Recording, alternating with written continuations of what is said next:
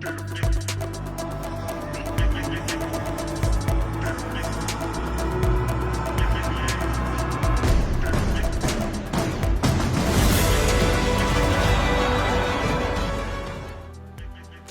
باغ جناح میں الخدمت کے تحت مفت آئی ٹی کورسز کے سلسلے بنو قابل کے دوسرے مرحلے میں امیدواروں کے ٹیسٹ لیے گئے۔ تاریخ ساز میگا ایونٹ میں 1 لاکھ سے زائد طلبہ و طالبات نے شرکت کی اور مستقبل کے لیے اپنے پروفیشن کا انتخاب کیا۔ ان کورسز کے لیے لاکھوں نوجوان طلبہ و طالبات نے آن لائن رجسٹریشن کرائی تھی۔ بنو قابل کے دوسرے مرحلے میں e commerce, online marketing, Amazon, Google, social media marketing سمیت artificial intelligence, machine learning, cyber security, graphics designing, video editing سمیت 15 کورسز بالکل مفت اور عالمی معیار کے مطابق کرائے جا رہے ہیں۔ اس موقع پر امیر جماعت اسلامی کراچی حافظ نعیم الرحمان نے طلبہ سے خطاب بھی کیا۔ ان کا کہنا تھا کہ تعلیم و تربیت اور جدید علوم سے آراستہ کر کے نوجوانوں کے ذریعے ملک و قوم کی تقدیر بدلنے کا خواب دیکھا ہے اور اسے ضرور شرمندہ تعبیر کریں گے۔ ان کا کہنا تھا کہ شہر کراچی کو لیڈنگ آئی ٹی سٹی بنائیں گے اور بنو قابل پروگرام ملک میں آئی ٹی شعبے کے فروغ اور ایکسپورٹ کے حوالے سے سنگ میل ثابت ہوگا۔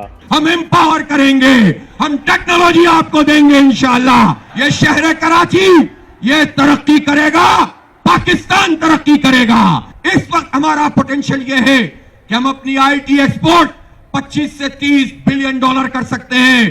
پڑوسی ملک اگر 320 پہ ہے کوئی بات نہیں، مقابلہ کریں گے۔ یہ بنو قابل پروگرام اس کا نقطۂ آغاز بنے گا۔ لیڈنگ آئی ٹی سٹی یہ کراچی بنے گا انشاءاللہ۔ انشاءاللہ یہی ملک ہمارا مستقبل ہے۔ ہم یہاں رہ کر ڈالر بھی لائیں گے، پاؤنڈ بھی لائیں گے، ریال بھی لائیں گے، درہم و دینار بھی لائیں گے اور اپنے روپے کو بھی اس کے قابل کریں گے انشاءاللہ تعالی۔ ہزاروں میرے بیٹے بیٹیاں یہاں سرٹیفکیٹ لے رہے ہیں۔ اس کو ہم بڑھا رہے ہیں 12 کیمپس سے 30 کیمپسز ہوں گے انشاءاللہ تعالی۔ دوسری بات، اب ہم اپنی کیپیسٹی بڑھا کر 40 سے 50 ہزار یہ شارٹ کورسز جو کہ اب 6 کے بجائے 15 ہو گئے ہیں وہ کرنے جا رہے ہیں انشاءاللہ۔ انہوں نے اس موقع پر آئی ٹی کالجز کے قیام، ڈپلومہ پروگرام اور سی ایس ایس کورس جلد شروع کرانے کا بھی اعلان کیا۔ ڈپلومہ پروگرام شروع کر رہے ہیں، 2 سال کا ڈپلومہ ہوگا اور بڑی بڑی کمپنیوں میں آپ بہترین طریقے سے جاب کریں گے، کالجز بنائیں گے۔